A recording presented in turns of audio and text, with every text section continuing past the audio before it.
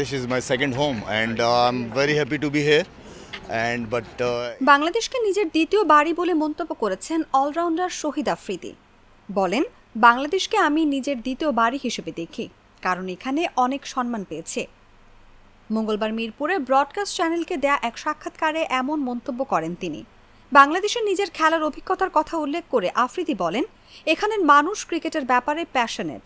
আমিও বাংলাদেশ থেকে অনেক সম্মান পেয়েছি। পাকিস্তানের হয়ে এবং ভিন্ন ভিন্ন ফ্র্যাঞ্চাইজির বিপিএলে কয়েক আসরে আমার দারুণ স্মৃতি আছে। সব মিলিয়ে অভিজ্ঞতা খুব ভালো, এখনও উপভোগ করছি। বাংলাদেশ প্রিমিয়ার লিগের শুরু থেকেই খেলেছেন শহীদ আফ্রিদি, তবে এবার ভিন্ন দায়িত্ব নিয়ে বাংলাদেশে এসেছেন পাকিস্তানের কিংবদন্তি এই অলরাউন্ডার। চিটাগাং কিংসের হয়ে ব্র্যান্ড অ্যাম্বাসেডর ভূমিকায় আছেন তিনি। গুড লাক পেনের সফট অয়েল বেসড ইঙ্ক তাই নিখুঁত লেখার আত্মবিশ্বাস। Good luck pen, make your lakh.